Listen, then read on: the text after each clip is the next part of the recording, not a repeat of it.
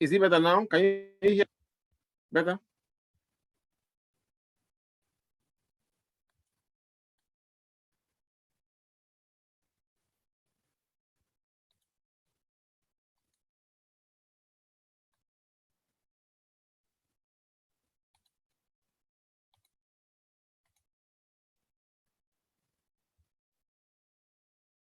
Hello, can you hear me better?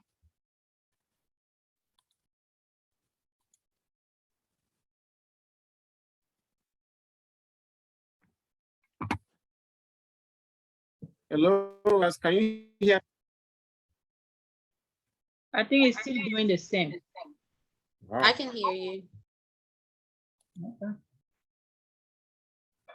Compared to before, when you compare the video to before, what do you think? Is it better or not? Somebody says it's still the same, but I would like to hear from you. I can hear you. Devon, Yes, I'm here. is better? Or- Yeah, I can hear you. Good. Kenya. I mean, if you can hear me better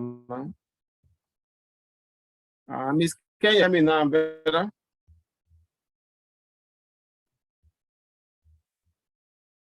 Miss Kenya, you there? I'm here. I want to sound the device so you can hear me now. Okay, so you mean it too, right? I'm sorry, say it again. Can you hear better than before? No, you're still going in and out, but I'm going to try to listen as best I can. I think I can to make sure that. Did you turn your volume down? No, the problem is I turned it last time before I logged out, and they say it's better. After some time, Don't even worry about it, Professor. Just carry on. I want to make sure that everybody is seeing me. All right, let's see what we can do with this. So we're on this top-down leadership, top-down view of leadership authority before we timed out. So I explained that it was started by David McCallum, the superintendent of New York and Erie Railroad at the time, in the 1980s. Eventually, others adopted it, other companies in America, and also the top-down, under the top-down view, the authority, or that view actually relies on authority figures to determine the larger goals, which will now be communicated down or will be filtered down to the lower levels who will actually implement those following the direct of the management. Now, the top-down approach is also well established. Whenever we talk about leadership authority, that's what most people in mind in America. Even though we have team projects, we have team leader, team or project lead that will be guiding the execution of the project or what the team is. So where managers gather knowledge, analyze it, and draw actionable plans or conclusions. Now they can now communicate it down to the floor, people at the floor, the lower level employees. This is what the management want us to accomplish. So they can now develop the process that are implemented by the rest of the team. Now, this picture speaks more than a words. You can see here in this slide a pictorial of what the term view of leadership authority looks like. The top executive make the goals, or the decision, which are communicated to the directors, then to the front line workers. This is authority flows up to the bottom. So that's basically what that view, which is the top-down approach to authority about. Now, the bottom-up approach is just the opposite. Under this approach, leadership authority flow from below and up. So, which means that why is it like that?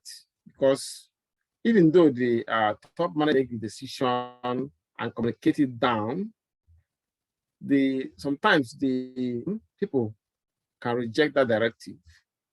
They can say no, or they can say yes. And when they say no, sometimes they can take actions that will make the leader to change the position. So not that they make decision, they under the bottom up. Of course, the top level managers still make the but they support to make sure that decision or position or whatever they go are implemented. It depends on the people on the floor who will implement it. So they can say no. When they say no, they reject, and then that can reroute flow from them to up. You can hear when workers go on strike, when they don't like what she is saying, and then they can now go to negotiation, and sometimes the negotiation in favor of the workers, especially union jobs. So the bottom-up idea of it was first developed or say formulated by Kester Bernard of AT. He was a career executive in AT&T, because not only in AT, he has worked in other companies. He also writes books that are very influential. Now, according to him, organizations depend on effective communication, and also manager format depends on the willingness of the employees to accept that power. So, of course, the manager has the power and authority, but that power or authority depends on the willingness of the employees to accept it. It's not always the case, but as we say, like I said, I read one of the discussion questions that you answered about your current place of work. Is it a positive work climate, not a good work climate? But you already are very familiar with what I'm saying. Workers can even make make decision that leadership can now adopt. Now, many companies they allow the contributions employees to be emitted, and then and make decisions based on those contributions of the employees. So, in Chester Bernard, we accept from the leadership if that order meets 4 conditions, 4 main conditions. One of those conditions is the person understands the order, understand what it means. So it's okay, I understand this. Then secondly, the person order is consistent with what the organization is trying to achieve. He or she understands the order. He or she is convinced that the order on the top align with the goals of the organization. And also, he believe that the order is compatible with his or their interests. Now, good example, you can see, you listen to news, there is this Although in that case, they were not able to bend the decision of the leadership. What I'm trying to say is that the crisis we have in Canada recently, we are demonstrating against the requirement that they have, or they bring proof of vaccination before they can be allowed to move, especially those that engage in interstate commerce, those that move goods from Canada to US and back, or so many of them were against that, and they blocked the major bridge that connected US to Canada for days. Now, even though they were not, the only thing I would say that made them not to achieve their goal is because now the right to demonstrate, you have the right to criticize, but you don't have the right to block somebody else from moving around. Yeah, many people don't understand that path. Just like your arm, you can swing your arm any you like. You can swing it backward, any is your right. But when that arm hits somebody else, you are violating the right of that person. Then now you are breaking but you can swing it, so it doesn't hit another person, you are within your right. So they were the right to protest and demonstrate against that directive from the top. They didn't have the right to block the major bridges that connect the US to Canada, so that they are blocking other people from going about their own business.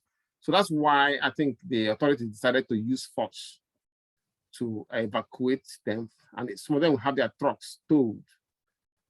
Some of them have their bank accounts frozen by the government. So we're given a lot of fines. Some were even arrested and put in jail. Anyway, what I'm trying to say now, they can oppose it. This is one case where they didn't succeed, but there are many cases where the unions succeeded in changing the decision of their company by demonstrating against it, peaceful demonstration, without the free movement of people, goods, and services. Now, the person mentally able to order. So all these 4 conditions met, all of them must be more people accept an offer, an order. First, the person understands he or she believes consistent with the organization. He or she believes the order is compatible with his or her own interest, and he or she believes that or he or she is mentally and physically able to comply with the order. So, in other words, effective leaders, to be an effective leader, sure that the goal and the direct that you give out to be implemented, that they fall within your employee or your subordinate zone of acceptance. That way, do well, and the goal will now be achieved by implementing those tasks or directives that you gave them. If other than there might be resistance and even a hostility against you and against that directive. The top-down view of the leadership authority is saying when it that's what it says that authority that power flows from below, because you make the directive, but those on reject it or they refuse to ask. Any question before we continue? No. All right. So now, the natural question to ask now at this point is, which of them is better, top down or bottom? Well, both of them have their merit. Both of them are good. So the main to understand is that when an employee or employee accepts employment, you are acknowledging that whatever kind of leadership view or philosophy that the organization is following, by signing that employment contract, you are acknowledging authority, whichever type of authority they have, whichever way that authority flows. You are acknowledging that authority. Now, the managers, you are also that the managers have the authority to make action and give orders. You are also acknowledging that it is to comply. So now successful managers are the first to acknowledge the employees as well to achieve both own and organizational goals. So also managers can govern most effectively when the people that they are leading consent to the authority. So there are interdependence that is common to both leader and the follower. In this case, the followers are the there is interdependence common to most leader and friendship, and any approach to leadership, whether it is top or bottom up, so long as it's effectively address this interdependence, the manager understands that he or she needs the coordinates to make sure that the goals are implemented, and vice versa. Then that acknowledgement, this interdependent of leader-follower situation, in a situation is acknowledged. Then we say that there is a servant leadership taking place, whether it's top or bottom up. If there's this acknowledgement on the recognition of this, interdependent nature, whereby manager who want to govern effectively must do so with the consent of those, governed. So, and also any suggestion that, or ideas that the want to bring or brings to the table, I have to understand that you have to implement the approval and consent of the leader. So that's this dependence of the two groups. When it is a leader that rises that and use it as the or the guidance for his work or her work, we say that he's a servant leader. So this brings us to what they call servant leadership. Servant leadership is a leadership philosophy that is it is based on the notion that the goal of the leader is to serve. That's the message. You as a leader, your goal is to serve. So under this kind of philosophy, the leader will act with others. When I say others, employees and their subordinates. So he interact with them with the aim of giving the authority instead of power.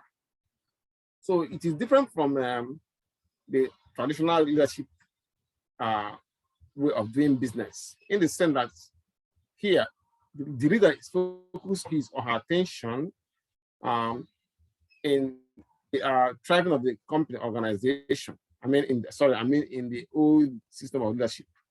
But here, under the servant leadership, the servant leader we share the power among the employees. He shares that power among the employees. So because of that, they are able to get other people to get involved in solving or in making important decisions with respect to the task that need to be done. So a servant leader is a servant. Well, I won't say a servant, but he recognizes that it's a form of a leader showing an example to people that they serve. Now, a servant leader, we have a leader, an author that have written so many, that have made so many write-ups leadership. His name is Ken Blanchard. So according to him, you become a servant leader when you behave. We believe that you are here to give instead of getting. So what I say when I define the servant leadership, here to serve, not be served. It doesn't mean that you make an employee, your employees to be yours. No. What it means that you encourage listening and ethical use of empowerment when working with our employees. So for the servant leader, they use the upside pyramid approach. You can look at upside down pyramid approach. Let me expand it. You can see it very well. Yeah, here. Upside down approach. I didn't get it. Okay.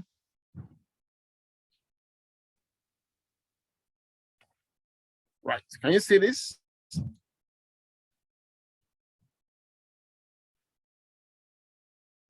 Can you see this? Hello, scholars. Can you see this? Yeah. Yes, we can. Okay, good. So you can see the Thomas. So you see the leader is at the bottom because servant leader, or she is a servant leader. He believes in supporting the managers, and manager with the frontline workers, give them all the support they need, who will in turn serve customers the right way. So instead of being and giving authority, directive, be at the floor. Well, of course, you have your office at you are the top person, but you be, come on the floor, see what is going on the floor, offer your support, whichever one you can as the leader, and then go from there. Now, I think you get the point. Okay. Now, the servant, there's a true somebody is a servant leader.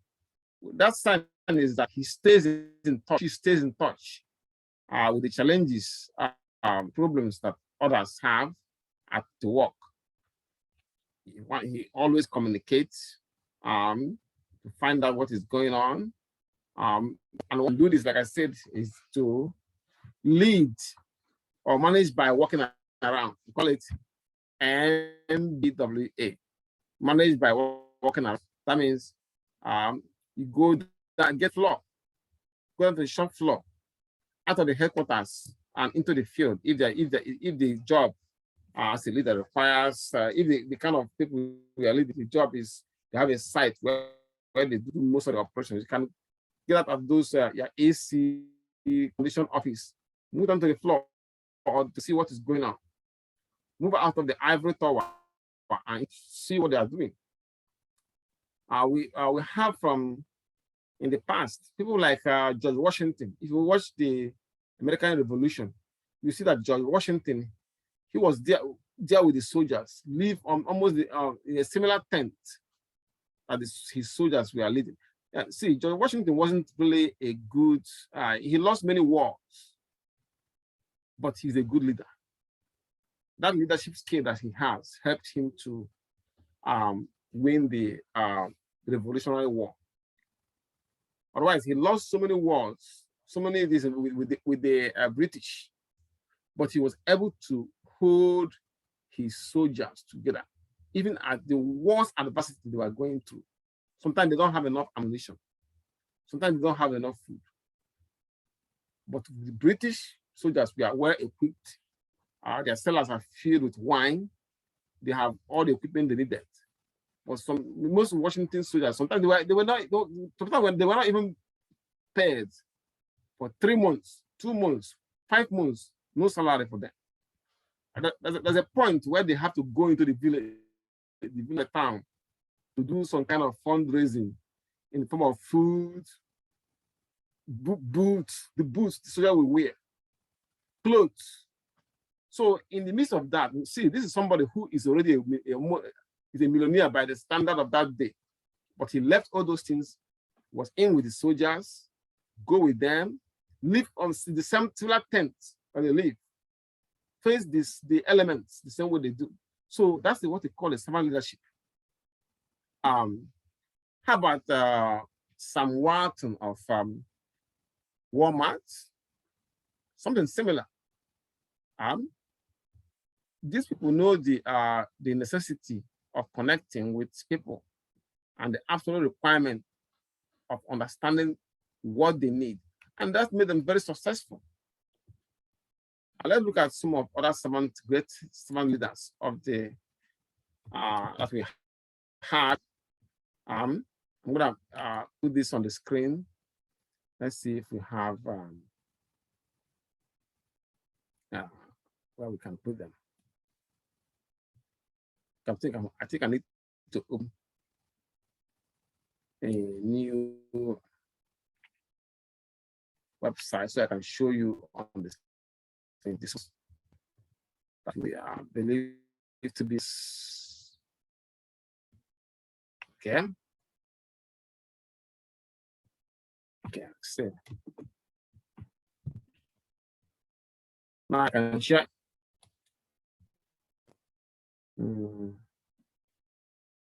Someone need that. I hope it is. Can you see this?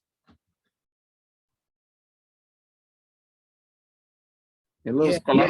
Yeah, we can. Good, very, very good. You can see Everton was a kind of like a servant leader. Mahatma Gandhi of India was able to get independence and freedom for the Indians. The British Empire have all the world time with all their everything. This guy and said, with all those weapons, we resist you with no violence. You can break my, you can shoot me. I will still be doing what I'm. If I die, I will be doing what I'm doing. It was overwhelming for the British. They hit them, they shoot them, they think that they are trying to make them to subdue, but they continue. And eventually, they are able to get independence for his country. How about Lincoln, who have the courage and perseverance, especially courage to make proclamation for freedom, black people, and so many other things he did him a very good. In fact, that time the honest Abbey. So you can even see here, because honest is humble, and a lot of things he did. Well, I mean, by the standard of now, how about Teresa? Okay, how about Nelson Mandela? Something similar to Gandhi brought freedom to his Africans. Of course, we those of us who are Christians know about Jesus, right? And so on and so forth. We have them in business as well. I have already mentioned 2 of them business. Okay. Now where we were, we can see I've already shown you this pyramid of servant leadership. Now, a quick and brief explanation of this upside down pyramid. A case study of that. I use the Marriott that I used to two companies to as the case to show the pyramid at work. Now, for Marriott, we all know about this, and the big hotel. As a matter of fact, it's a national corporation. I can show you again. I need to open another. We have it here. Some website.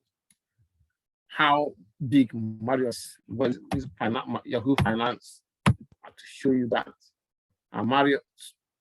Let's see their brand. I think they have. Let's see. Marriott International. Let's see. Worldwide is MAR. Okay. And still, the stock is worth $7 per share. And let's see a profile. Okay.